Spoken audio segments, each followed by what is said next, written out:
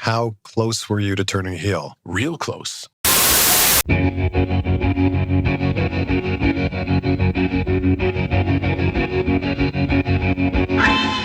was like a remnant holdover of the Attitude Era. Yeah. And, you're not going to separate yourself from a successful period of time in WWE history. Vince and I would talk about the audience and how the audience is changing. I know we as writers had reached the saturation point as far as John, as fans, would sometimes call Super Cena, coming in and winning all the time. So it wasn't even necessarily purely a reaction to the fans, or half of which were booing him anyway, so much as just from a writing perspective and a storyline perspective. Similar, in some respects to Hogan turning and joining the NWO, it would just be such a seismic shift that the television themselves can't help but get more interesting. Just like everybody else does.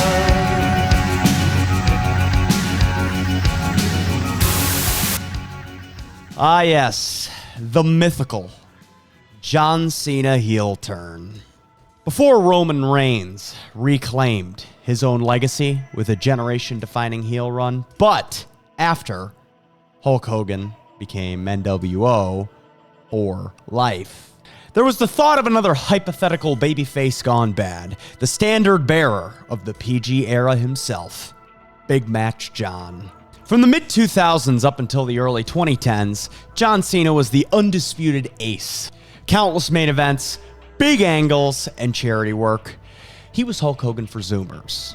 He was an extremely polarizing figure in WWE's PG era, and he was looked at by some as the sole party responsible for WWE's insistence on more family-friendly programming. Things got a little wild when Hornswoggle was punching Chavo in the balls. While he was certainly a polarizing figure, he drew the dimes, and he filled the houses. For all the noise, people still did show up to express their opinion on him. WWE marketed Cena Sucks shirts, and by 2011, John started to incorporate it into his own merchandise. That's power. In fact, it led to a few memorable instances where he'd enter a more hostile, more adult crowd, and the noise would be palpable. Because tonight, John Cena is in enemy territory. So within this rather unprecedented situation for a top babyface, many fans, critics, pundits, and people in the industry began to ask the question, what if they turned him heel? It's a legitimate question because up to that point, the idea that your company's top anchor being such a polarizing and divisive figure, and that wasn't the most ideal situation. Not to mention, by 2010 to 11, John's character had become so family-friendly that some of his only supporters were children.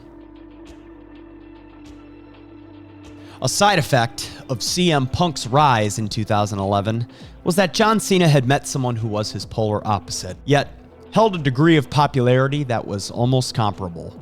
After the pipe bomb promo, CM Punk shot into main event tier recognition almost overnight. Perhaps WWE had someone in their back pocket as a potential backup.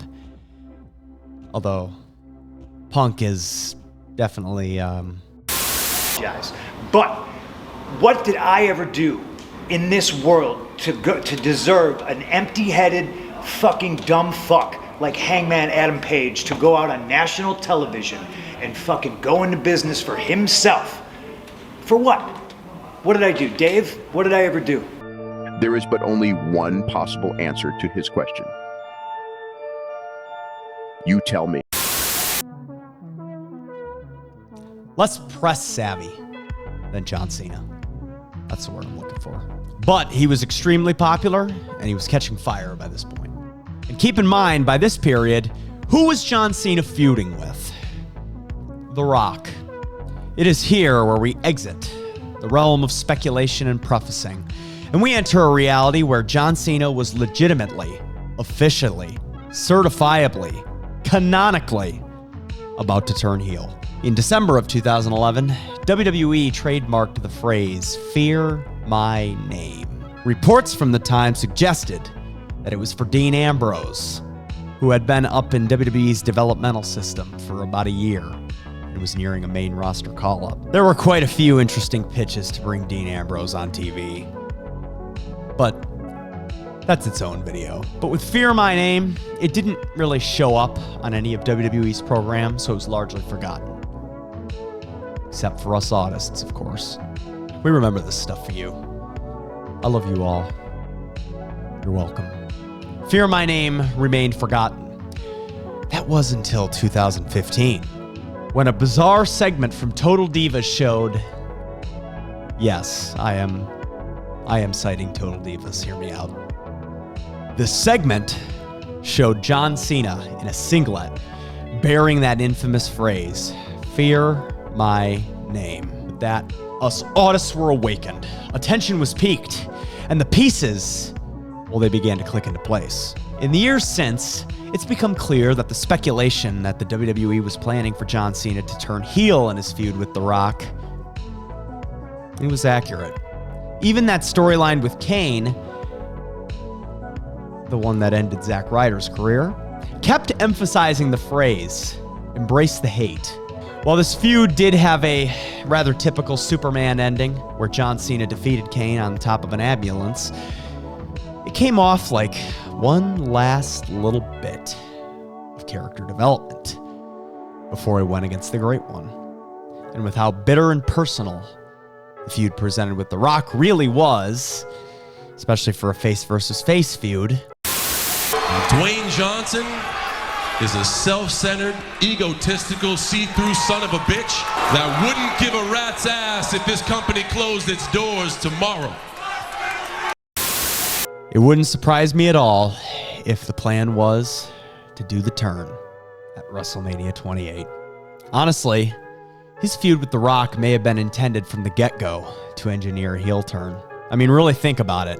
When The Rock came back in 2011, he was just relentless, burying Cena's PG character. Basically, the crux of the feud was that The Rock came back to get even with John Cena after he shit-talked him in an interview with The Sun. Rock heavily deconstructed and leaned into that anti-PG sentiment that John had come to represent, and Cena got cockier and cockier, deconstructing him right back and fucking cooking him on an open fire, I might add. I don't need my notes for my promo on my wrist.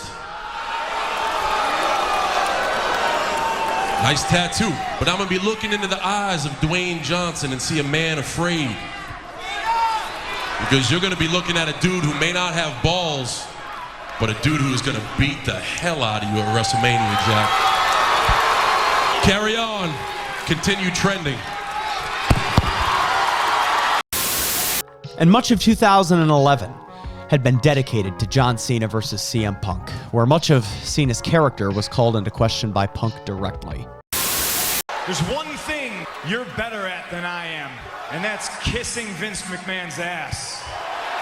You're a dynasty. You are what you hate. You have become the New York Yankees. And we're at the point now where various WWE personnel and even John Cena himself have confirmed it in various interviews. It was happening.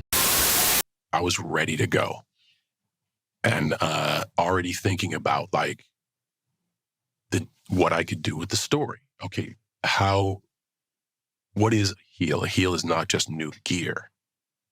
The objectivity or the message behind the singlet and the boxing robes and the boots is its exact opposite of what you saw with the street gear. The jean shorts, the t-shirt, the ball cap, the sneakers. No, go the opposite route. And now lean into the opposite of everything you stand for. So I would begin to not work as hard. I would show up less. I would be untrustworthy, unloyal. I would lack respect in what I did. Like all you have to do is turn that on its... I would give up a lot. All those things you can take and make interesting stories. And this is the stuff that's running through my head, not what moves can I do.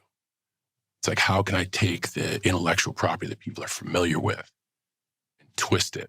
So it's like, this guy's insane. It's everything I've come to love, and now I genuinely hate it.